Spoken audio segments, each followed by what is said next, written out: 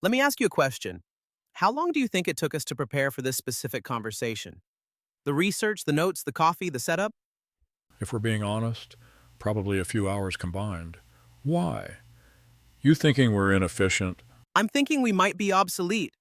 I just read that with tools like Notebook LM, you can now upload a messy PDF or a link, click one button, and 5 seconds later, boom, you have a fully produced two-person podcast episode discussing that file.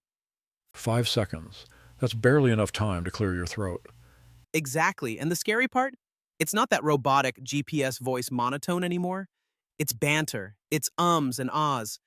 It's two synthetic voices interrupting each other, laughing at jokes that a computer wrote.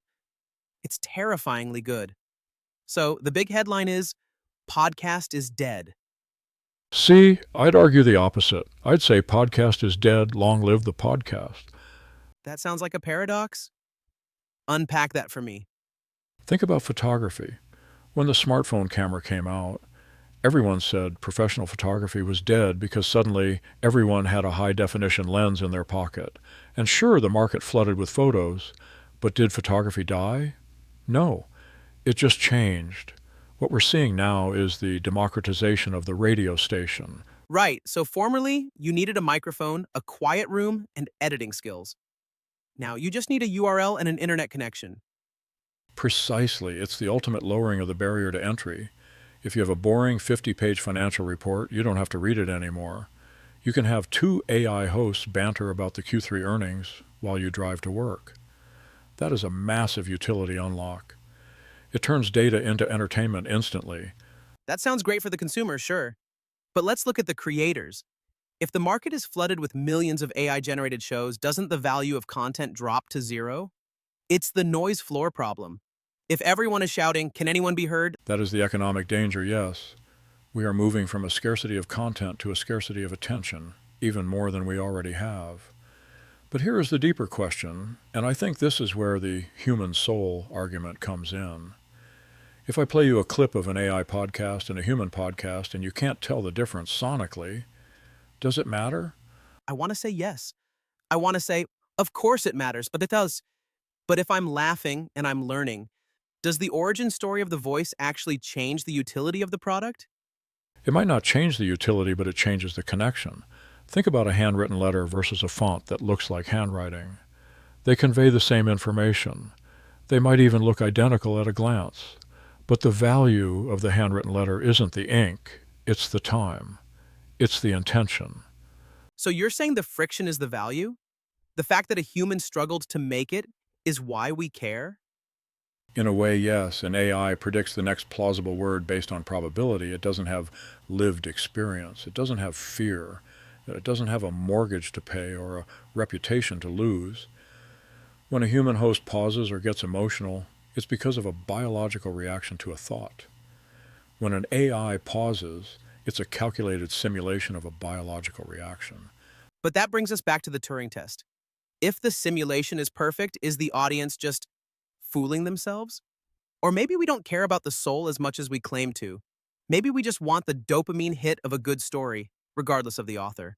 That's the cynical view, and it's a valid fear. We might see a split in the market.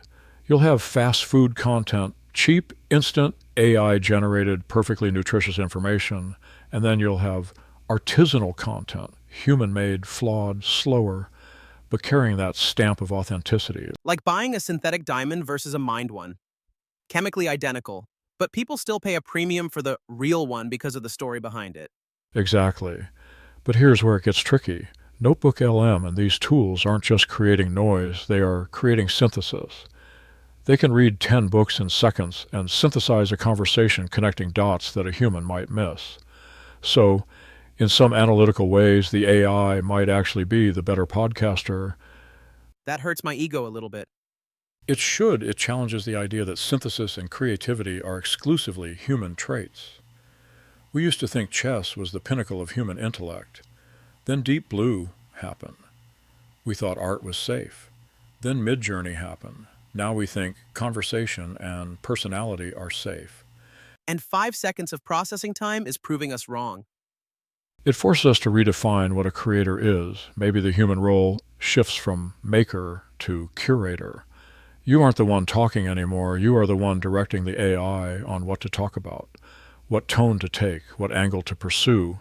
You become the director, not the actor. So the podcast as a format becomes a commodity, but the perspective remains the luxury good. I like that.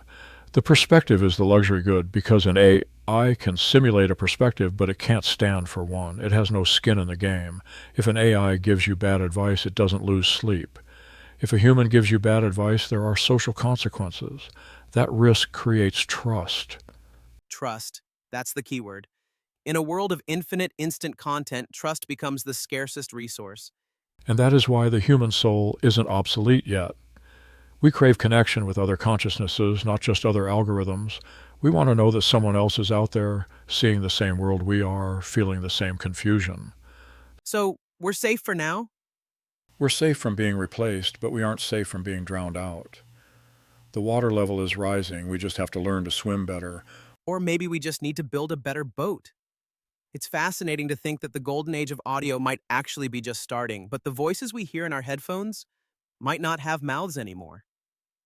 It leaves us with a haunting thought for the listeners. The next time you press play and you hear a laugh or a sigh or a brilliant insight, ask yourself, is that a person sharing a moment or a probability model executing a script? And does it terrify you or does it delight you that you might not know the answer? That is the question of the decade. We'll leave you with that. Thanks for listening. Assuming, of course, that we're actually here.